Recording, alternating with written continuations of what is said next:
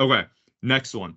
The Browns signed Joe Flacco to, I believe, a deal worth up to 13 million this year, but it's about 4 million minimum. So Right. what everybody started doing on X, a lot of Falcons fans and media was like, oh, okay, this precludes them from going for Kirk Cousins. Now people are starting to speculate that Cousins could end up in Pittsburgh. Jeff, what do you think of this whole situation? I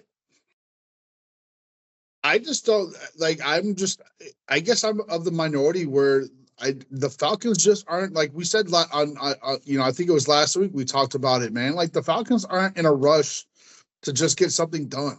Ultimately you still need a backup. Like as good as we think Michael Penix can be, he still has an injury history that people want to kind of they want to sweep under the rug.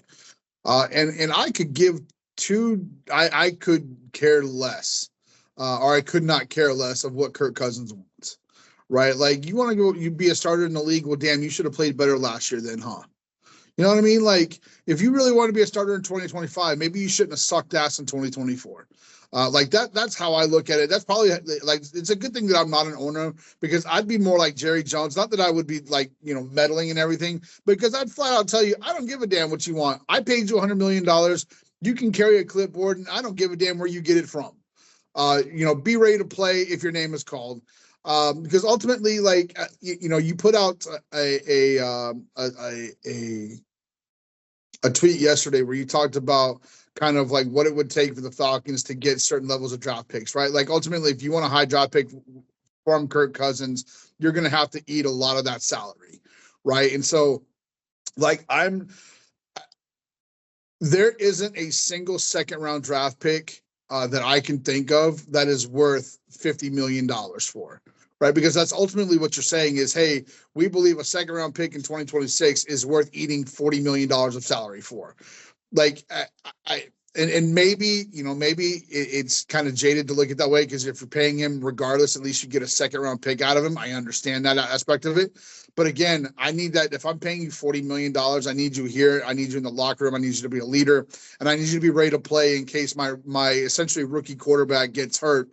And we have a playoff level caliber team. I need you to be ready to go.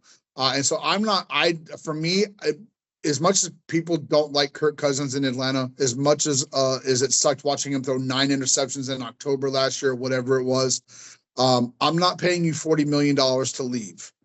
Right? Like Okay. this isn't Yeah. a situation like Pittsburgh had, 10, 15 years ago with Roethlisberger, allegedly raping girls in bathrooms, and you're trying to get rid of that PR nightmare, right? Like this isn't that situation. You're upset because he basically, tried to play injured last year, threw a lot of interceptions in a short amount of time, and the season went to shit. Other than that, like I don't need to get rid of Kirk Cousins unless a deal falls in my lap that I absolutely can't turn down, that works out in more than one way for me. Yeah, and just to clarify, we've already paid him 62.5. We're not getting that money back, right? The only thing at play right now is $27.5 million. That's his 2025 base salary. The way that I constructed those scenarios was pretty much looking at the Brock Osweiler trade from 2017, where I believe the Browns ate $17 million of salary to just literally have Brock on their roster, and the Texans rewarded them with essentially a second round pick. Now, here's the difference though. Kirk is actually going to play. Brock was a dead contract. Like they were never going to play Brock. So he does provide some value. It's not zero, but that's where I'm going with it. I completely agree though. Even the 17 and a half for that future second, and if you trend it up today, if you just take the 17.5 million from back then and you do it as a percentage of the salary cap and you apply it to the current salary cap, it's exactly Kirk's 27.5. So it is financially, it's the same thing. Identical. But is it worth what like if you think a second round pick is worth 27.5 million, if you actually look at the draft trade value charts or whatever and you extrapolate that up to the number one overall pick, that math works out to the number one overall pick being worth $200 million, which there's no way that's true. So all of this shit is inflated. I agree. I personally would just rather have someone just take him off the books. Let us retain nothing. Let us get nothing. Let's just be done with this.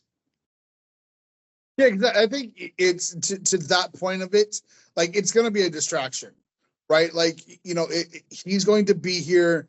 We all know he has a tendency to slip up and say shit he shouldn't say, and he's going to come out and he's going to say somebody, you know, like Orlando Ledbetter is going to ask some retarded question. Sorry, he's going to ask some question that he's going to get an answer for, and Kirk Cousins is going to give the answer that he was hoping he would, and next thing you know, now Penix has 19 cameras in his face trying to worry about some dumbass answer from his backup quarterback, and it's going to send this city in an absolute tailspin. So from that standpoint, I absolutely get it.